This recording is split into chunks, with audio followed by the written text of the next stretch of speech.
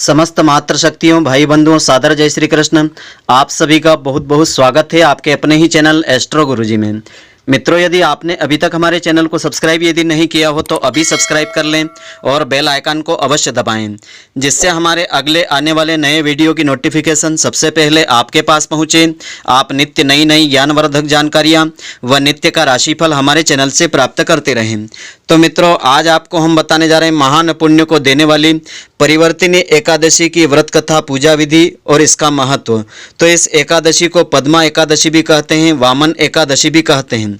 जो भी स्त्री पुरुष श्रद्धा के साथ इस व्रत को करते हैं और श्रद्धा पूर्वक इस व्रत कथा को श्रवण करते हैं, उन्हें वाजपेयी यज्ञ के समान फलों की प्राप्ति होती है और जाने अनजाने में किए हुए पाप कर्म जल करके भस्म हो जाते हैं।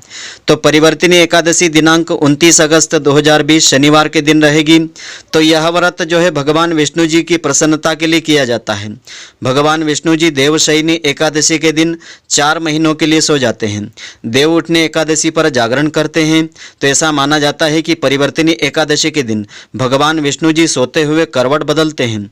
तो भगवान विष्णु जी के स्थान परिवर्तन करने को ही इस एकादशी को परिवर्तिनी एकादशी का नाम दिया गया है। एकादशी तिथि भगवान विष्णु जी को अति प्रिय होती है, इसलिए उनके भक्तजन इस दिन व्रत करके भगवान विष्णु जी की कृपा प्राप्त कर लेते हैं। तो इस व्रत की पारण की विधि इस प्रकार से रहती है।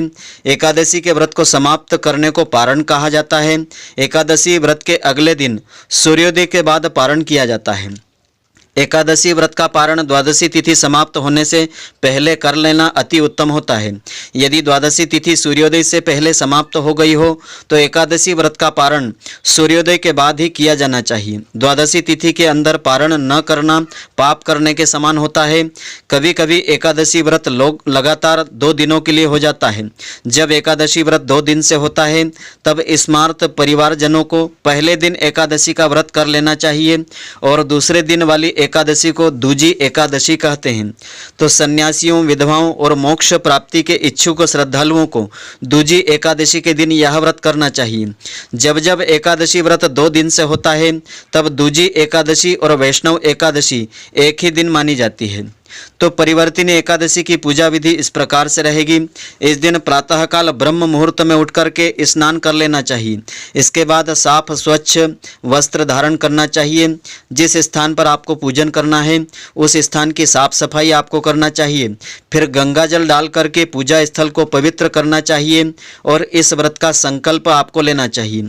इसके बाद एक पटले के ऊपर पीला वस्त्र बिछा करके भगवान श्री लक्ष्मी नारायण जी की प्रतिमा उस पर विराजित आपको करना चाहिए। पटले के ऊपर पहले आपको चावल से अष्टदल कमल बनाना चाहिए। उसके ऊपर लक्ष्मी नारायण भगवान की प्रतिमा को विराजित करना चाहिए। भगवान लक्ष्मी नारायण जी की प्रतिमा को पंचामृत से स्नान करवाना चाहिए, शुद्ध जल से स्नान करवाना चाहिए और कच्चे दूध से उनका अभिषेक करना चाहिए।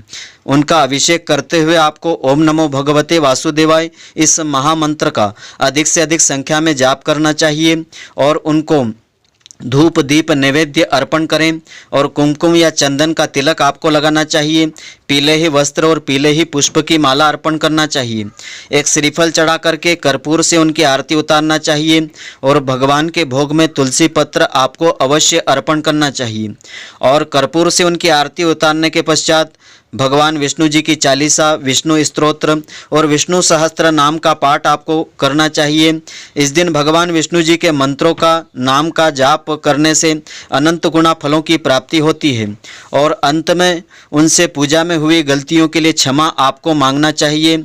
इस दिन विशेष करके भगवान विष्णु जी को पीली मिठाई अर्पण आपको करना चाहिए। तो परिवर्तिनी एकादशी का शुभ मुहूर्त इस प्रकार से रहेगा। एकादशी तिथि जो है आरंभ हो जाएगी दिनांक 28 अगस्त 2020 शुक्रवार को प्रातःकाल 8:38 पर आरंभ हो जाएगी। एकादशी तिथि की समाप्ति होगी दिनांक 29 अगस्त 2020 को प्रातःकाल 8:17 पर समाप्त होगी। इसी दिन यह व्रत रखा जाएगा क्योंकि यह उदयात तिथि में होने के कारण इस दिन यह व्रत करना श्रेष्ठ रहेगा।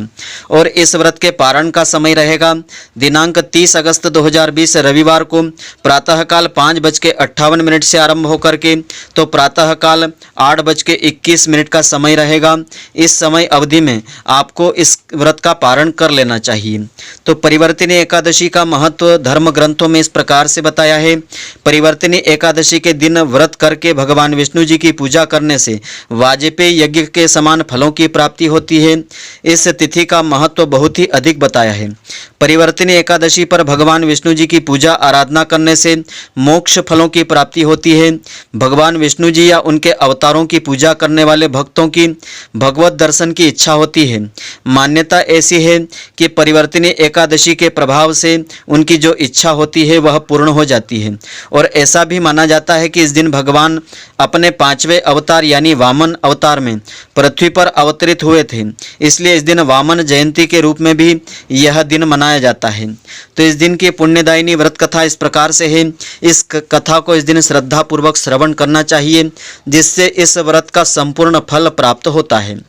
तो भगवान श्री कृष्ण जी ने कहा कि हे धर्मराज युधिष्ठिर, जो स्त्री पुरुष भादव मास के शुक्ल पक्ष की परिवर्तिनी एकादशी के दिन भगवान विष्णु जी के वामन स्वरूप की पूजा अर्चना और वंदना करते हैं, वे सर्वत्र वंदनीय होते हैं, उनको सम्मान की प्राप्ति होती है।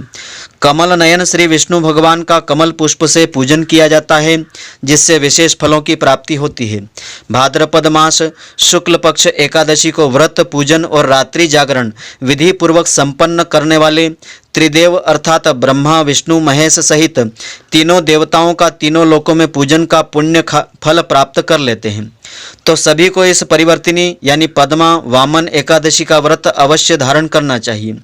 तो पौराणिक कथा के अनुसार इस एकादशी को शेषनाग की शैया पर लेटे हुए विष्णु भगवान 4 मास के शयन के मध्य में करवट बदलते हैं, इसीलिए इस एकादशी को परिवर्तिनी एकादशी कहते हैं।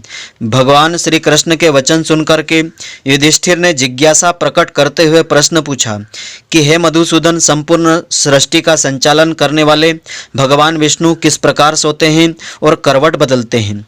किस तरह से राजा बलि को वचन में बांधा था और वामन रूप रख कर के क्या क्या लीलाएं उन्होंने रची थी? हरिशयनी एकादशी के बाद विष्णु भक्त क्या कर्तव्य होता है, यह सब विस्तार पूर्वक बताने की कृपा करें। तब श्री कृष्ण भगवान ने कहा कि हे युधिष्ठिर, मैं इस वृत्तांत को तुम्हें सुनाता हूँ, ध्यान पूर्वक सुनो। त्रेता युग में राजा बलि नामक एक राक्षस हुआ था। वह परम ज्ञानी और वेद सूक्तों से भगवान विष्णु जी का नित्य पूजन अर्चन और नित्य यज्ञ आदि करता था, परंतु वह भगवान विष्णु जी की निर्धारित व्यवस्था का विरोध भी करता था। अपनी भक्ति और यज्ञों के प्रभाव से इंद्र लोक पर भी अपना अधिकार करके राजा बलि ने इंद्र आदि सभी देवताओं पर विजय प्राप्त कर ली थी। तो एक दिन सभी देवता एकत्र होकर के सोच विचार करके भगवान विष्णु जी के पास गए और नतमस्तक होकर के भगवान विष्णु जी की स्तुति करने लगे। भगवान विष्णु जी से बलि के अत्याचारों और अपने कष्टों को बता करके उससे मुक्ति दिलाने की प्रार्थना करने लगे। यद्यपि राजा बलि विष्णु भक्त था, तथापि राजा बलि की भक्ति का महत्व उसके अभिमान के कारण घट गया था। देवताओं का कष्ट अनुभव करके भगवान विष्णु जी ने वामन रूप धारण किया था। इसके बाद अपना विशाल रूप दिखा दिया और राजा बलि को जीत लिया था। राजा युधिष्ठिर ने प्रश्न किया कि हे जनार्दन, भगवान विष्णु जी ने वामन रूप धारण करके उस महाबली दैत्य को किस प्रकार से जीता था? तब श्री कृष्ण भगवान कहते हैं कि वामन रूपधारी ब्रह्मचारी बालक के रूप में भगवान विष्णु जी महादानी राजा बलि की राजसभा में गए और 3 पग भूमि की याचना की, अर्थात 3 पग भूमि का दान उन्होंने मांगा। महादानी होने का अभिमान रखने वाले राजा बलि ने इस याचना को तुच्छ समझ करके 3 पग भूमि का संकल्प ले लिया।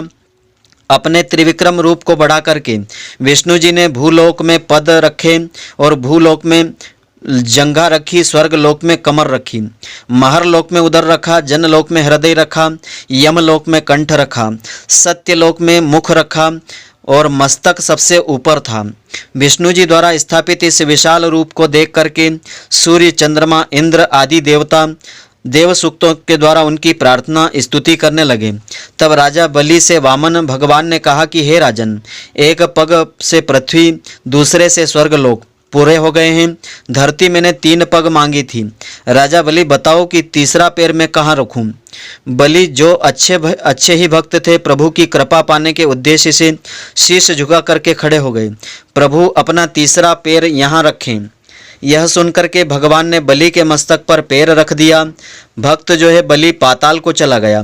फिर भक्त बलि की विनती और नम्रता को देख करके भगवान विष्णु जी ने वरदान दे करके कहा कि बलि, मैं सदैव तुम्हारे ही निकट पाताल लोक में ही रहूँगा। बलि के कहने पर भाद्रपद मास शुक्ल पक्ष की परिवर्तिनी एकादशी के दिन बलि के आश्रम पर विष्णु जी का एक स्वरूप स्थापित हुआ और दूसरा क्षीर सागर में नाग की शैया पर शयन करता है। तो हे राजन, इस एकादशी को भगवान शयन करते हुए करवट लेते हैं, इसलिए तीनों लोकों के स्वामी भगवान विष्णु जी का इस दिन पूजन अर्चन अवश्य करना चाहिए। तांबा, चांदी, चावल और दही का दान विशेष करके करना चाहिए। दान करने का अभिमान हो जाने पर भगवान से क्षमा याचना करना चाहिए। हो सके तो गुप्त दान ही आपको करना चाहिए, जिससे कि अनंत गुणा फलों की प्राप्ति होती है। तो जो विधि पूर्वक इस एकादशी का व्रत करते हैं वे सभी पापों से मुक्त होकर के यश को प्राप्त कर लेते हैं और जाने अनजाने में जो पाप कर्म हो जाते हैं वे पाप भी उनके नष्ट हो जाते हैं। तो यह कथा जो है स्कंद पुराण से ली गई है। इस दिन फलाहार का नियम इस प्रकार से है। इस दिन ककड़ी का सागार आपको लेना चाहिए। खीर, केला, सेब व फल, दूध से बने हुए पदार्थ आप ले सकते हैं। दही का सेवन इस दिन आप कर सकते हैं। तो मित्रों, आशा करता हूं कि आपको हमारी यह ज्ञानवर्धक जानकारी पसंद आई होगी। यदि आपको पसंद आई हो तो आप हमारे वीडियो को लाइक व शेयर अवश्य करें। धन्यवाद। जय श्री कृष्ण मित्रों, फिर मिलेंगे।